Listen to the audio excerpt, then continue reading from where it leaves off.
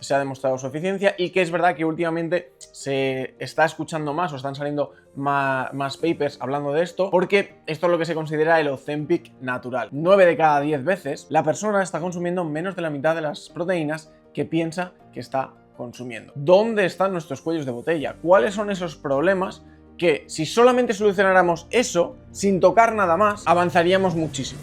¿Qué pensarías si te dijera que el problema no es tu contexto, no es tu falta de disciplina, no es tu edad, sino que simplemente estás intentando solucionar el problema erróneo? Esto es una de las cosas que veo más a menudo con la gente que intenta perder grasa, sobre todo aquellos que intentan hacerlo solos, y en el episodio de hoy quiero ayudarte con 7 estrategias que te van a hacer este cambio físico, esta primera transformación muchísimo más fácil. Vamos a pasar por cosas que tienen que ver con la nutrición, cosas que tienen base científica, cosas que tienen más base empírica, cosas que veo yo en el día a día con mis miembros, cosas que estoy probando yo de forma nueva y sobre todo al final de este episodio te vas a poder quedar con una cosa que vas a poder empezar a poner en práctica desde ya para descubrir qué es lo que te está frenando y cómo empezar a ver los mejores resultados posibles. Así que, sin más dilación, vamos a por ello.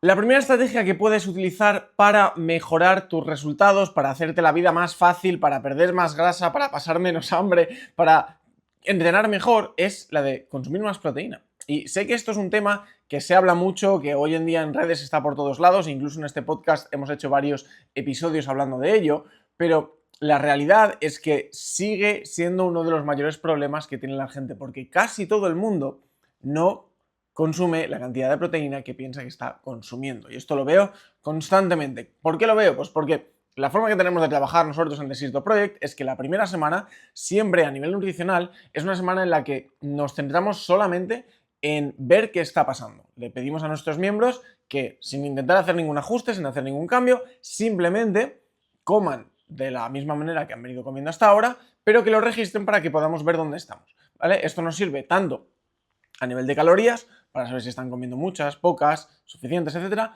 como a nivel de proteína. Y casi siempre, yo diría un 9 de cada 10 veces, la persona está consumiendo menos de la mitad de las proteínas que piensa que está consumiendo. La proteína no solamente es muy importante a nivel de saciedad, ¿vale? Porque nos vamos a saciar más comiendo proteína que comiendo otros productos y por lo tanto no vamos a tener hambre para seguir consumiendo calorías.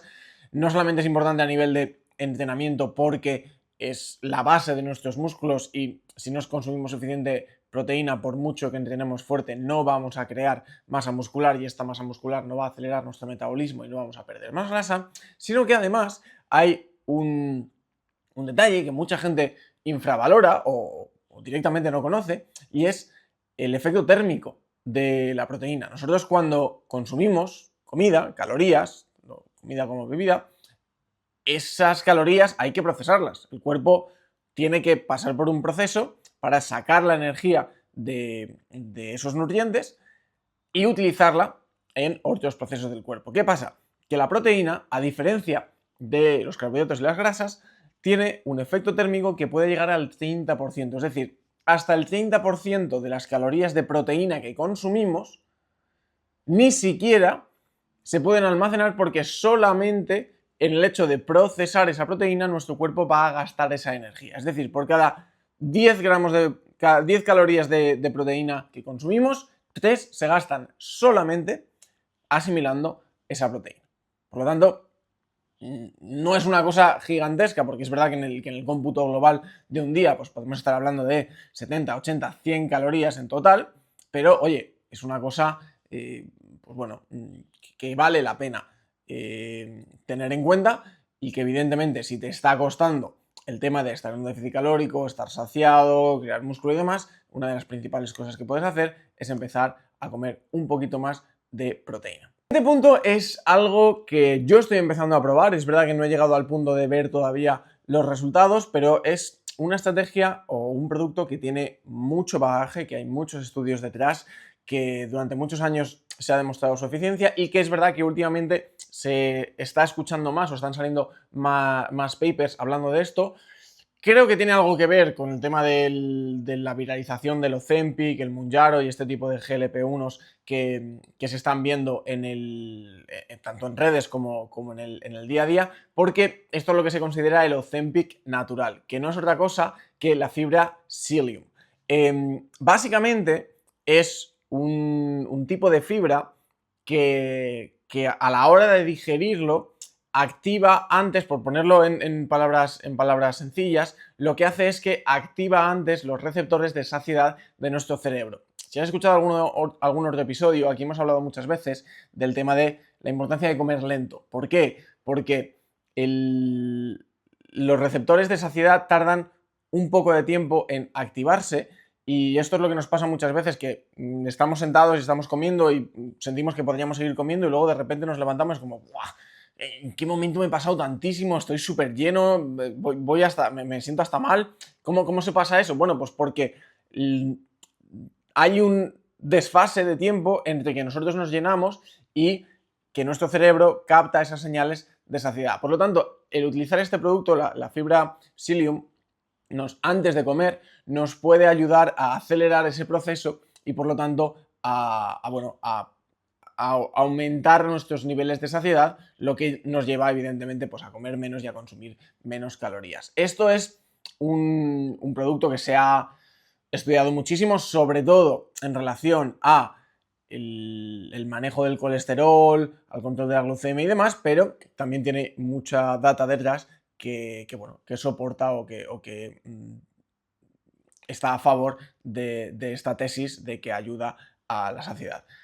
¿Es mágico? No es mágico para nada, pero es, pues, oye, un suplemento de fibra que se consume antes de comer y que por lo tanto pues, nos va a ayudar a estar más saciados. Ya os digo que es una cosa que yo estoy empezando a probar. Hay mucha evidencia científica, pero personalmente no lo he probado, así que estoy en ello, pero creo que es algo que merece la pena tener en cuenta. La tercera estrategia va un poco relacionada con esta anterior, pero ya en cosas mucho más normales o mucho más bajadas a tierra, o incluso estrategias que incluso nuestros abuelos podían utilizar, y es que consumamos algo muy bajo en calorías antes de comer. Para mí, una de las cosas más sencillas y que yo personalmente lo he visto en mi casa toda la vida porque siempre se ha hecho, es el tener un primer plato que sea una sopa o que sea una ensalada. Preferiblemente sopa porque te va a dar más volumen por menos calorías, pero bueno, la ensalada también nos puede valer siempre y cuando sea baja en calorías. Hay un estudio muy curioso de la Universidad de Penn State que en ese caso estudiaba el tema de la sopa y que demostraba que el consumo de sopa,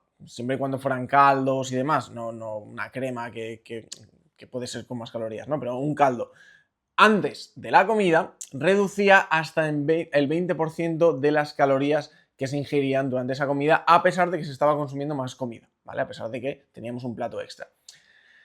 Para mí, la sopa es una de los mayores comodines cuando estamos en una pérdida de grasa. ¿Por qué? Porque yo me puedo tomar 1 litro de sopa con 20, 30, 40, 50 gramos de fideos, 1 o 2 huevos, pollo desmenuzado si quiero, y me va a dar una cantidad de saciedad increíble, incluso si solamente tomara el caldo, con muy poquitas calorías. Entonces, en esta estrategia, la idea sería utilizarlo como, digamos, el primer plato, para que luego tengamos menos hambre. Yo personalmente lo utilizo mucho como plato único, ya os digo, metiendo un poquito más de pues, los fideos, huevo, pollo, etcétera. Pero en ambas situaciones, para mí de verdad que la sopa es uno de los platos más infravalorados, uno de los productos más infravalorados cuando se intenta perder grasa, porque vas a meterte un montón de volumen, vas a meterte un montón de saciedad y te va a ayudar a que luego el resto de las elecciones que hagas sea mucho más fácil y que te den muchas menos calorías. Para la cuarta estrategia seguimos en el apartado de la saciedad. Si ya hemos hablado de la proteína, ya hemos hablado de la fibra psyllium, ya hemos hablado del volumen que nos añadiría una sopa o una ensalada antes de comer, ahora vamos a la última parte que va a ser la de la fibra en general.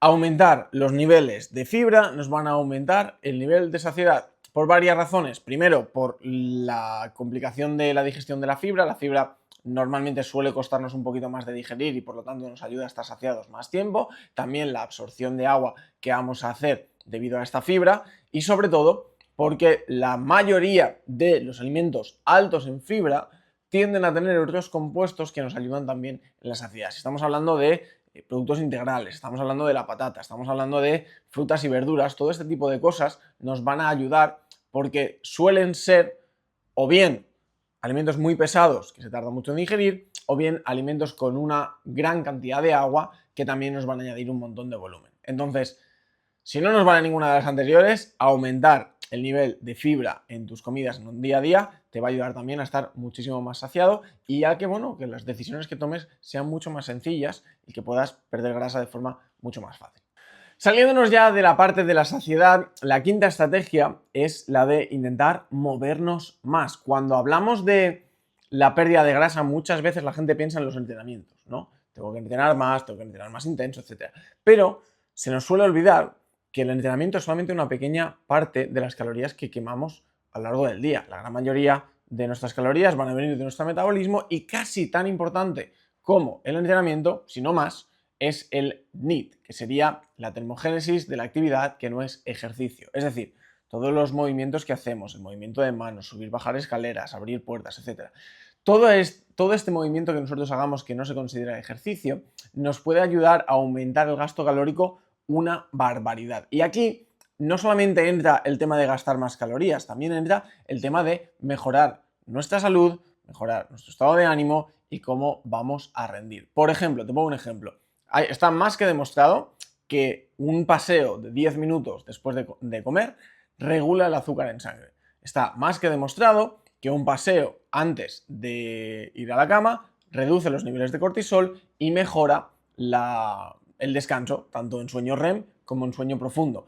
Está más que demostrado que la gente que aumenta su media de pasos en 2-3 mil pasos al día pierde mucha más grasa. Por lo tanto, todo lo que podamos hacer para movernos más siempre va a ser una buena estrategia. Con esto no me refiero a que tengas ahora que salir a pasear todos los días fuera, sino simplemente, oye, estoy hablando por teléfono, en vez de estar sentado en el sofá, voy dando vueltas por la casa. Oye, estoy escuchando un podcast o viendo una serie, en vez de estar sentado en el sofá, hoy en día tenemos móviles, tenemos tablets, nos podemos estar moviendo. O si soy de ver las cosas en la tele, ponerme una máquina de caminar de 40-50 euros, que ahora mismo hay muchísimas, una bici estática, buscar situaciones en las que tengamos que movernos más. Si yo estoy sentado en mi escritorio, parece una tontería, pero estar moviendo los dedos, por ejemplo, a mí una cosa que me ayuda mucho, que sé que puede sonar de cualquier forma, pero es tener unas fichas de póker. Estoy constantemente, cuando estoy trabajando, constantemente haciendo juegos con las fichas de póker, mientras con la otra mano voy con el ratón y el teclado. Y esto, evidentemente, un movimiento no va a quemar tantas calorías, pero si lo sumamos todo y si vamos acumulando movimientos y pasos y estrategias, al final son muchísimas calorías que vas a quemar a lo largo del día, son muchísimas calorías que vas a quemar a lo largo de la semana y en cosa de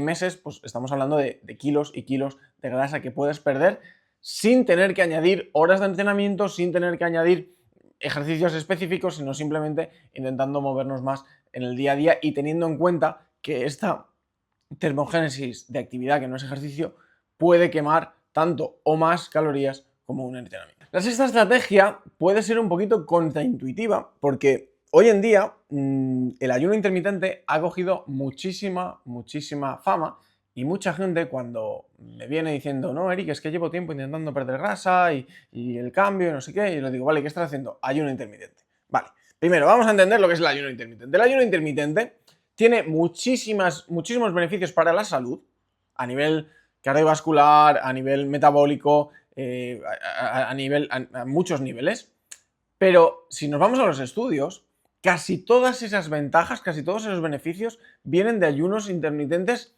relativamente largos, ayunos de más de 24 horas.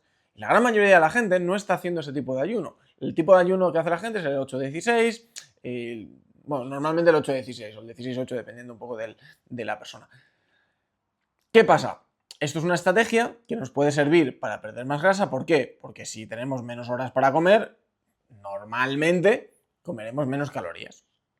Esto es una cosa que suele pasar, que es normal y ya está. Entonces, no es nada mágico, sino que simplemente al restringir las horas que comemos, pues tendemos a comer menos calorías. Yo soy el primero que utiliza esta estrategia muy a menudo cuando estoy en pérdida de grasa, porque para mí es relativamente sencillo pasar la mañana con un café o con un par de cafés y prefiero gastarme esas calorías más adelante en el día.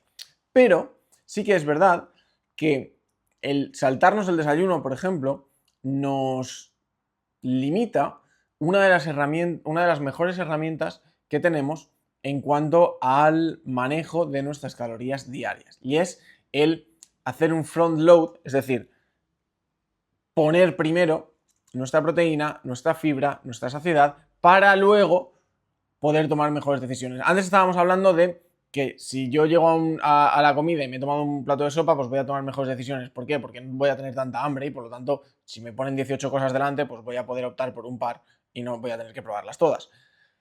Si yo llego a las 2 de la tarde y no he comido nada, probablemente vaya a estar hambriento. Y aunque tengo margen, porque no he desayunado y por lo tanto tengo más calorías, también corro el riesgo de pasarme de ese margen por el mero hecho de tener hambre.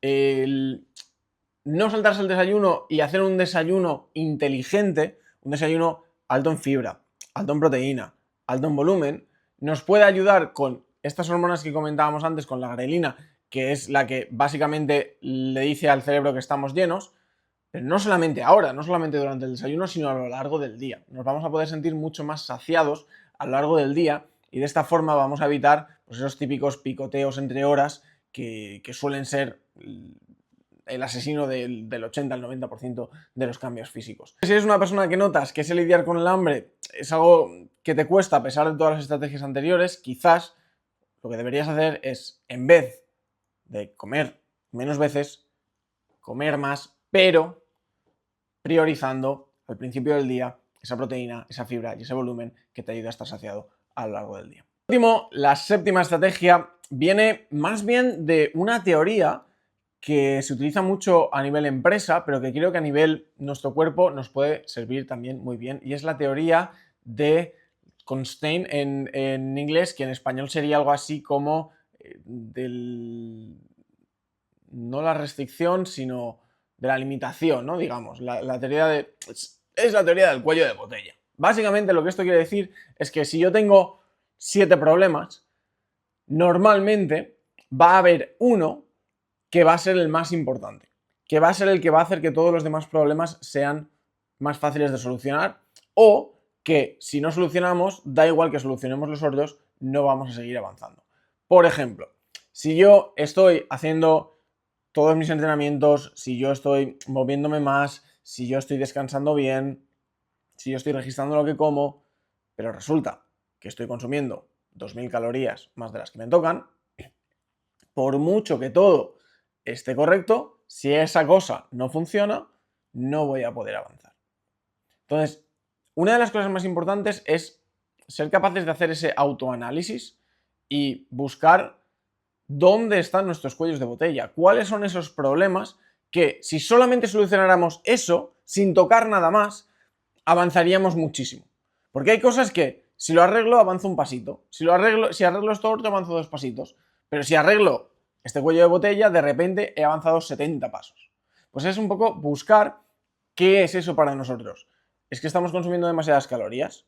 Si ya estamos en las calorías, es que no tenemos suficiente proteína. Si ya tenemos la proteína, es que mis entrenamientos no son lo suficientemente estratégicos o inteligentes. Si ya lo tenemos, es que no me estoy moviendo lo suficiente. Es que termino el día con 1000, 2000 pasos. Si ya lo tenemos, es que estoy todo el rato pensando en comida porque tengo hambre y no estoy lo suficientemente saciado. Es ir buscando desde abajo, desde lo más importante, hasta arriba, en qué punto nosotros no estamos teniendo el progreso que deberíamos, o cuál es el problema, digamos, que está más abajo en la cadena, y centrarnos en ese, porque es lo que va a hacer que avancemos muchísimo más rápido que si, por ejemplo, estoy solucionando lo de arriba. Otro ejemplo que a mí me sirve muy bien: acaba de ganar España el Mundial, entonces vamos a hacer un ejemplo de fútbol. Si yo soy un jugador de fútbol que no tengo minutos y no estoy jugando, y digo, bueno, tengo que mejorar mi juego para que el entrenador me saque más, y lo que hago es dedicarme a entrenar, a hacer chilenas, que es una cosa que quizás nunca en la vida vaya a siquiera a encontrarme con una, pues evidentemente eso no me va a ayudar a salir y jugar más. Sin embargo, si yo me centro en mejorar, dar los pases de 2 metros y tirar a puerta, pues probablemente llegará un momento en el que tenga la opción de jugar más. Pues con tu transformación física es lo mismo, es buscar dónde se están yendo la mayor parte del progreso. Otra forma, o otro ejemplo que lo podríamos ver es, si yo quiero ahorrar, volvemos otra vez a la economía, que siempre sabes que intento llevarlo ahí, porque creo que es muy fácil de entender.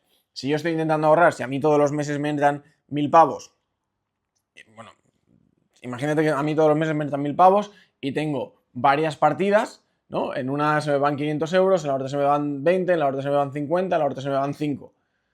Si yo puedo reducir en un 10% una de ellas, evidentemente, si reduzco en un 10% la de 500 euros, pues voy a progresar mucho más o voy a ahorrar mucho más que si reduzco un 10% la de 5. ¿Vale? Pues son 50 euros versus 50 céntimos. Pues es lo mismo, pero aplicado a tu transformación física. Entonces, para resumir, las 7 estrategias que puedes empezar a utilizar para hacerte la transformación más fácil serían: 1. Comer más proteína. 2. Probar con la fibra psyllium. 3. Optar por un alimento más bajo en calorías, como puede ser la sopa o la ensalada, antes de comer. 4. Aumentar la fibra que consumes en el día a día. 5. Intentar moverte lo máximo posible y aumentar el NEAT.